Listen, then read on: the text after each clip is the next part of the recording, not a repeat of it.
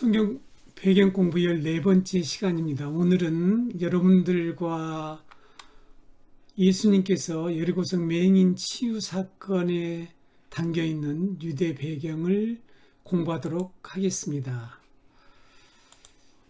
그래서 오늘 주제는 예수님은 왜 여리고 맹인에게 질문을 하셨을까? 예수님은 왜 여리고 맹인에게 질문을 하셨을까? 라는 주제입니다. 오늘 본문은 누가복음 18장 35절에서 43절입니다. 제가 읽어드리겠습니다.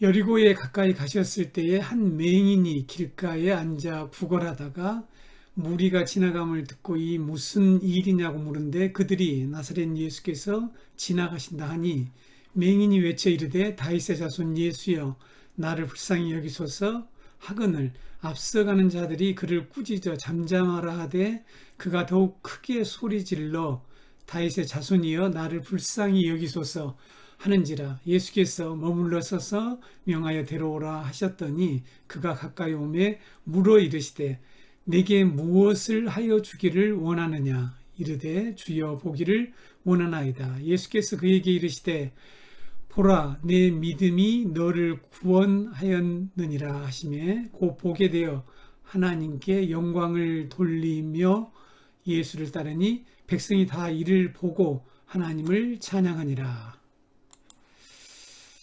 네, 오늘 우리가 이 말씀을 가지고 이 말씀 속에 있는 히브리인들의 그 생각, 당시의 문화에 대해서 살펴보겠습니다. 먼저 우리가 성경을 읽을 때에 성경 본문에는 세 개의 세계가 있다는 것을 알고 성경을 읽어야 합니다. 첫 번째는 본문 뒤의 세계입니다. 자, 그림을 보시면 첫 번째는 본문 뒤의 세계예요. World behind the text. 두 번째는 본문의 세계, World of the text.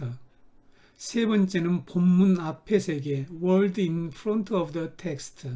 자, 이 세 개의 세계가 성경 본문에 있습니다. 우리가 하나씩 간단하게 좀 살펴보도록 하겠습니다. 성경 본문 뒤의 세계란, 자, 본문 뒤의 세계란 성경 본문의 기록 연대, 우리가 흔히 살펴보는 내용들이죠. 그 다음에 성경 본문의 저자가 누구인가, 그리고 성경 본문의 역사적인, 사회적, 그리고 문화적 배경이 무엇인가 하는 것을 성경 본문의 세계라고 합니다. 우리가 지금 하고 있는 이 공부가 바로 성경 본문 뒤의 세계를 알기 위해서 하고 있는 공부죠. 성경이 기록될 당시의 세계로 돌아가서 1차 청중들이 알고 있었던 그 세계를 우리가 알게 되면 성경의 본문의 의미를 보다 더 풍성하게 그리고 명확하게 깨달을 수 있게 되는 것입니다. 둘째로 이 본문의 세계란 본문 내의 세계라고 부르기도 하는데 이것은 본문에 기록된 내용만으로 볼 수 있는 성경의 세계를 말합니다. 자, 우리가 성경을 읽게 되면 성경의 어떤 사건이나 기사나 역사 이런 내용들을 알게 되죠. 이것이 이제 성경의 세계입니다. 성경 내의 세계. 대부분의 성경 독자들은 이 본문의 세계만을 보면서 성경을 읽게 되죠. 성경 뒤의 세계를 모르고 성경 읽는 경우가 있겠죠. 세 번째, 본문 앞의 세계란 무엇인가? 본문 앞의 세계란 성경 본문의 해석이 성경을 읽는 독자들이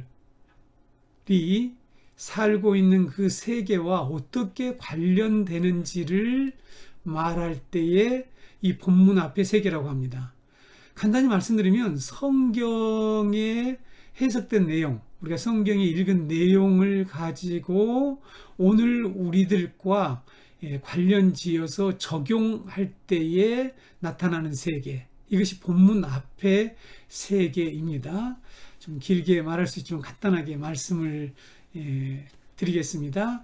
이와 같이 우리가 성경을 읽을 때에 세 개의 세계를, 자, 본문의 세 개의 세계를 늘 염두에 두면서 성경을 읽게 되면 성경을 보다 더 올바로 해석할 수 있게 되고, 본문의 역사적인 의미랄지 여러 가지 본문 뒤에 있는 내용들까지 우리가 알기 때문에 본문의 의미를 보다 더 가깝게 또 정확하게 깨달을 수가 있게 됩니다. 그래서 우리는 지금 본문 뒤의 세계를 열심히 배우고 있습니다.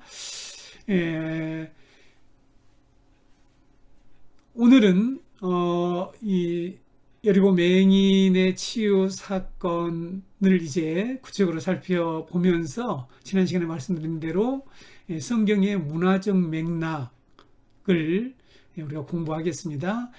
41절을 보게 되면 예수님은 맹인에게 내게 무엇을 하여 주기를 원하느냐 이렇게 질문을 하셨죠.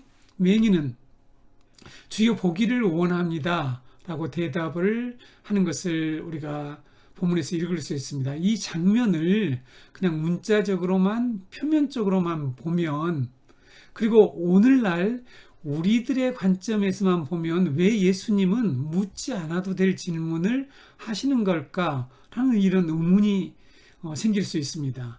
맹인이라면 당연히 보기를 원할 텐데 왜 맹인에게 무엇을 원하느냐고 물으신 것일까? 우리가 알고 믿고 있는 것처럼 예수님은 신성을 가지신 분이기 때문에 맹인이 원하는 것을 잘 아실 것이고 물을 필요 없이 그가 원하는 것을 해주시면 될 텐데 왜 이런 질문을 먼저 하셨을까라는 이런 의문이 생깁니다. 이 본문을 읽을 때.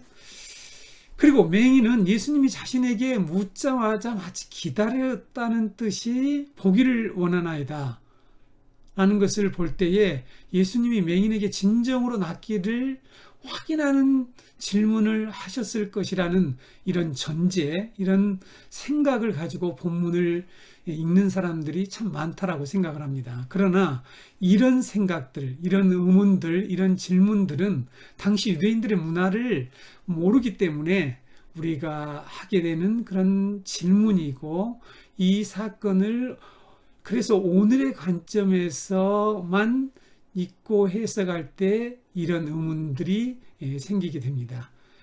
그러므로 예수님이 맹인에게 질문하신 의도를 우리가 올바로 파악을 하려면, 이해를 하려면 당시 사람들의 그 사회적인 상황, 당시 그 유대인들의 넓게 얘기하면 그 중동 지역, 자, 팔레스타인 지역의 사회적 문화적인 그 상황에 대한 이해가 있어야만이 예수님께서 질문을 하신 그 뜻과 그 의도와 맹인이 보기를 원한다고 답변한 그 내용을 우리가 원래의 그 1차 독자들에게 하셨던 그 의미를 깨달을 수가 있습니다. 예수님 시대 팔레스타인 지역 사람들은 유명하거나 중요한 인물이 자기 동네, 자기 마을에 손님으로 오게 되면 동네 사람들이 마을로부터 상당히 멀리 떨어진 곳까지 나가서 그 손님을 맞이한 후에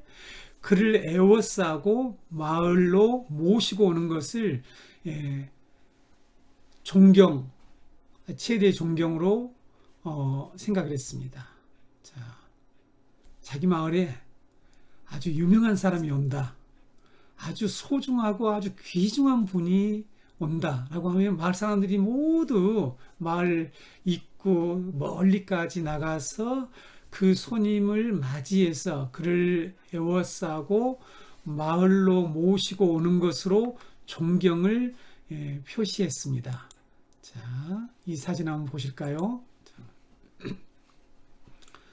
네, 지금 예수님이 여리고 성으로 들어오는 그런 장면입니다. 마을에 많은 사람들이 예수님과 함께 지금 예수님 뒤에 둘러싸고 이렇게 예수님과 함께 오는 것을 볼 수 있죠. 마을에 오시는 손님의 중요도와 인기는 얼마나 많은 군중이 동네 밖으로 나가서 그 사람을 환영하고 영접하느냐로 판단했다라고 합니다. 자, 그래서 우리가 이제 신약 성경에 있는 본문들을 좀 새로운 그 관점에서 한번 볼까요? 예수님은 당시에 수많은 무리들이 따라다녔다고 성경에 기록되어 있죠. 신약 성경에. 마태복음 4장 25절 말씀 우리 한번 보실까요? 마태복음 4장 25절. 갈릴리와 데가볼리와 예루살렘과 유대와 요단강 건너편에서 수많은 무리가 따르니라. 그 다음에 마태복음 8장 1절에 예수께서 산에서 내려오시니 수많은 무리가 따르니라. 여러분, 네, 이런 이제 장면이 신약성경에 참 많이 나오지 않습니까? 많은 무리들이 예수님을 이렇게 따라다녔습니다. 이렇게 수많은 무리들이 예수님을 따랐다는 것은 우리가 예수님의 말씀을 들어오는 사람이 많았구나. 또 예수님께 치유받으러 온 사람이 많았겠구나. 우리는 오늘날 입장에서 그렇게만 단순히 생각을 하게 되죠. 맞습니다. 그것도 맞겠죠. 그런데 당시 문화적 배경에서 볼 때에 예수님이 당시 유대인들에게 그만큼 중요한 인물이 되었다. 유명한 인사가 되었다. 이렇게 그래서 유명한 인물로 유명한 랍비로 알려졌다는 것을 우리가 알 수 있습니다. 오늘 본문에서 예수님이 여리고에 가까이 가셨을 때 무리들이 예수님을 따라 여리고성으로 들어가고 있었는데 그 무리들 중에는 갈릴리로부터 따라온 사람은 또 있었겠지만 앞에서 말씀드린 대로 당시 문화적 맥락에서 볼 때에 대부분은 여리고 사람들이었을 가능성이 높다는 것입니다. 여리고 사람들은 유명한 랍비 예수가 자기 동네에 온다는 소식을 듣고 마을 밖에까지 나가서 예수님을 영접해서 예수님을 둘러싸고 함께 여리고로 들어가고 있었다는 말입니다. 여리고성 길가에 앉아서 구걸하던 이 맹인이 이제 이렇게 지나가는 군중들의 소리를 듣죠. 그래서 지나가는 그 사람들에게 무슨 일이 벌어졌는지를 묻습니다. 맹인은 누가 오길래 이렇게 많은 사람들이 지금 이렇게 지나가고 있느냐라고 물었겠죠. 네. 누가복음 우리가 그 18장 35절에 37절에 이렇게 기록되어 있죠. 여리고에 가까이 가셨을 때에 한 명이 길가에 앉아 구걸하다가 무리가 지나감을 듣고 이 무슨 일이냐고 물은데 그들이 나사렛 예수께서 지나가신다 하니 자, 무리들 중에 어떤 사람이 지금 여리고에 나사렛 예수가 오셨고 사람들이 그와 같이 지나가고 있다라고 일러 주었습니다. 그러자 맹인은 당시 사람들이 잘 부르지 않는 칭호인 다윗의 자손 예수여라고 부르면서 예수님께 자신을 불쌍히 여겨달라고 소리를 쳤습니다. 예수님과 함께 가던 자들이 맹인을 꾸짖었죠. 그러자 맹인은 이전보다 더 큰 소리로 다윗의 자손이여 나를 불쌍히 여겨달라고 소리를 외쳤다라고 기록하고 있습니다. 그래서 예수님이 가던 길을 멈추고 그 맹인을 자기 앞으로 데려오게 하죠. 그리고 맹인에게 내가 너에게 무엇을 해주기를 원하느냐 라는 질문을 했다는 것입니다. 여러분들은 지금까지 이 본문을 읽으면서 예수님이 맹인에게 한 질문을 어떻게 이해하고 있었습니까? 예수님이 맹인에게 한 질문에 대해서 대부분의 성경 독자들은 맹인이 눈뜨기를 원하는지를 확인하기 위해서 하신 질문이라고 생각하고 있는 것 같습니다. 제가 제 아내하고 이제 차를 타고 오면서 이렇게 시내에서 들어오면서 질문을 했죠.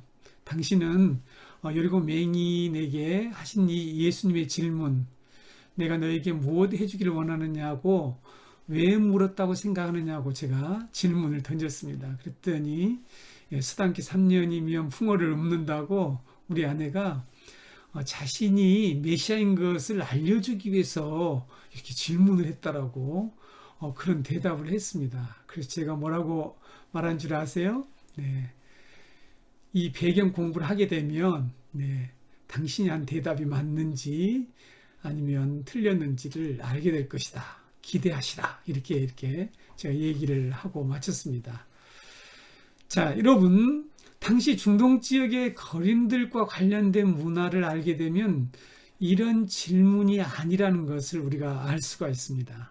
당시 팔레스타인 지역 사람들은 거린들의 구걸 행위를 공동체의 한 부분으로 인식을 했어요. 공동체의 한 중요한 일들로 생각했다는 것입니다. 그래서 경건한 사람들이라면 거린에게 베푸는 것을 당연하다고 생각했습니다. 우리가 잘 아는 바와 같이 구약 성경에 어려운 이웃들을 도우라고 하는 그런 계명들이 있잖아요. 그래서 하나님의 계명을 잘 지키는 사람들이라면 이렇게 자기 공동체에 있는 이 어려운 이웃들, 특별히 이 거린들, 장애자들에게 베푸는 일은 당연하다라고 생각을 했다는 것입니다. 그리고 그들은, 즉 장애를 가진 거린들은 공동체에 뭔가를 기여한다라고 생각을 했습니다. 자, 거린들도 자기들은 공동체를 위해서 뭔가를 하고 있다라고 생각을 한다는 것입니다. 당시 거린들이 그럼 어떤 생각을 했느냐? 당시 거린들은 오늘날 길가에서 구걸을 하는 이런 거린들처럼 저기요, 염치가 없지만 빵 좀 사 먹게. 제가 너무 배가 고픈데 빵 좀 사 먹게. 조금만 좀 도와주실래요? 이렇게 말을 하지 않았다는 것입니다. 당시에 거린들은 공공장소에 앉아 있으면서 지나가는 사람들에게 하나님께 연보하세요.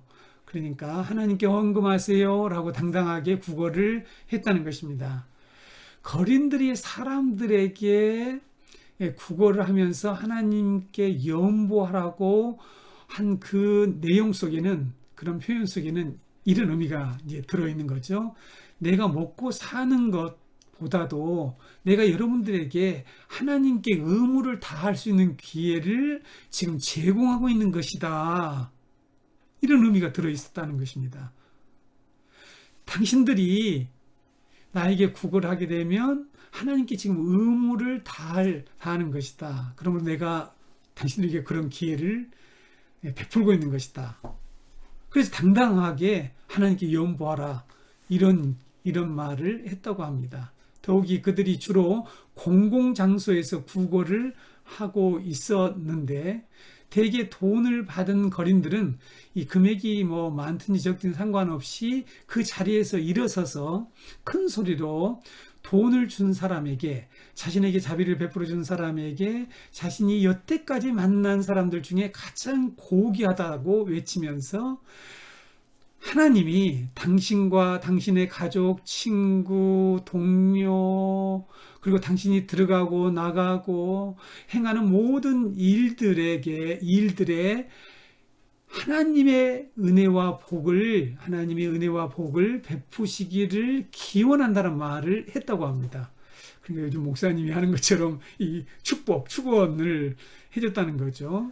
이렇게 적선한 사람을 향해 많은 사람들 앞에서 칭송을 하고 축복을 빌어주니까 이 조금이라도 적은 돈이라도 거린에게 베풀 만한 가치가 있다라고 당시 사람들은 생각을 했다는 것입니다. 그런데 이런 거린 노릇도 아무나 할 수 있었던 게 아니고 조건이 있었다고 합니다. 거린은 뭔가 눈에 띄는 장애가 있어야만이 이런 공공장소에서 구걸 행위를 할 수 있었던 것입니다. 그러니까 경미한 가벼운 장애를 가진 사람들은 길 모퉁이에서 구걸하면서 겨우 이제 연명을 해갔는데, 이런 분명한 장애를 가진 사람들, 특별히 맹인 같은 사람들은 거린 노릇하기에 아주 최적의 조건을 갖췄다고 할까요? 네, 최적의 자격을 가진 그런 사람이라고 할 수 있습니다. 이렇게 거린으로서 최적의 조건을 가진 여리고 맹인에게 예수님이 내가 너에게 무엇을 하여 주기를 원하느냐라고 물었다는 것입니다. 그러니까 그냥 얼마의 돈을 도와주시든지 아니면 눈을 뜨게 해주시든지 너가 눈뜨기를 원하느냐 단도직입적으로 물으시면 되는데 그렇게 묻지를 않으셨다는 것입니다. 이 질문은 맹인의 결단을 요구하는 질문이었다는 것입니다. 왜 그런지 한번 우리가 보겠습니다. 자, 여리고의 거린 맹인은 장애자로 배우지도 못하고 요즘 말로 하면 직업 훈련을 받은 적도 없었겠죠. 그래서 그가 할 수 있는 일은 없습니다. 그러니까 맹인으로서 이제 할 수 있는 일도 없습니다. 기술도 갖고 있지도 않고요. 네. 당시는 오늘날처럼 복지시설에서 이런 맹인들도 일할 수 있는 그런 어떤 여건이 갖춰져 있지 않았겠죠. 근데 여러분 한번 생각해 보세요. 이 사람이 눈을 뜬다고 합시다. 눈을 뜬 이후에도 그는 어떤 아무런 기술도 없고 직업훈련도 받은 적이 없기 때문에 사실상 어떤 벌어서 먹고 살기가 쉽지 않은 그런 상태라고 할 수 있겠죠. 이런 상황에서 그가 고침을 만약에 받는다면 맹인은 지금보다 더 어려운 생활을 할 수도 있겠죠. 자신이 노동을 해서 벌어 먹어야 하고 또 눈을 뜬 그 순간부터 자기에게는 새로운 어떤 책임과 도전들이 자기 앞에 나타나서 자기가 그것을 받아들여서 해야 된다는 것입니다. 그렇다면 맹인은 지금의 상태, 현재 상태로 있는 것이 더 나을 수 있겠죠. 고침을 받지 않는 것이 오히려 먹고 살기에 자기에게는 더 나은 형편, 더 나은 조건이 될 수도 있다는 말입니다. 유대인으로서 이런 거린들의 상황을 잘 알고 계셨던 예수님이 제가 앞에서 뭐라고 했습니까? 지금 예수님이 하신 질문은 이 맹인에게 결단을 요구하는 그런 질문이라는 사실입니다. 예수님은 잘 알고 계셨습니다. 당시의 그 유대인들의 그 상황, 문화, 거린들의 그 형편들을 잘 알고 계셨죠. 이렇게 잘 알고 계신 예수님이 내가 너에게 무엇을 해주기를 원하냐는 질문을 하셨고 맹인은 보기를 원한다는 이 대답을 했는데 여리고 맹인이 예수님의 질문을 받았을 때 자기는 맹인으로 살아가는 것이 훨씬 더 편하고 좋으니 물론 말은 하지 않고 속으로 마음속으로만 그렇게 생각을 하고 그냥 돈이나 몇 푼 주세요. 자비나 베풀어 달라. 돈이나 달라라고 예수님께 요청할 수 있었겠죠. 그런데 이 맹인이 뭐라고 얘기합니까? 자기가 보기를 원한다고 대답을 했습니다. 이 대답 속에 방금 제가 앞에 설명했던 것처럼 자신은 현재 자기의 형편이 바뀐다고 해도 나는 좋으니 눈을 떠서 다윗의 자손으로 오신 메시아 예수님을 보기를 원한다라고 자신의 결단을 예수님께 지금 고백한 것입니다. 그러니까 우리가 그냥 이전에 가지고 있었던 어떤 선입관으로 맹인이니까 당연히 보고 싶어 하겠지. 그건 우리의 생각이겠죠. 당시에 이 거린들은 사회보장제도는 잘 되어 있지 않지만 아까 말씀드린 것처럼 그가 이 거린인 맹인들이 유대 공동체에서 어떤 역할을 하고 있다라고 사람들이 생각했고 또 그것을 통해서 자기는 이처럼 먹고 살고 있었고 해서 이것을 포기하겠다라는 것입니다. 왜 예수님은 맹인에게 원한 것을 물었을까? 예수님의 질문은 맹인의 상태를 몰라서 묻는 것도 아니고 맹인도 보기를 원한다는 당연한 그런 대답을 한 것이 아니라는 것입니다. 예수님은 자신이 돈을 몇 푼 받고 무리들 앞에서 하나님께 칭송하고 복을 빌어주는 그런 분이 아니며 다윗의 후손으로 오신다고 하신 그 약속이 성취되어서 지금 자기 앞에 그 메시아가 오셨다는 사실을 그가 알고 자기는 그 메시아를 간절히 보기를 원한다라고 하는 그런 믿음의 고백을 했다라는 것입니다.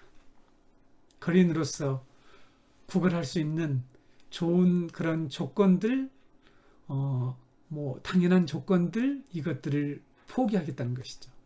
자신은 메시아를 보기를 원한다는 그런 결단을 예수님께 말씀하신 것입니다. 예수님 이런 맹인의 믿음을 보시고 보라 내 믿음이 너를 구원하였느니라고 그에게 구원을 선포하셨죠. 말씀을 보시면 자 42절 43절에 예수께서 그에게 이르시되 보라 내 믿음이 너를 구원하였느니라 하시매.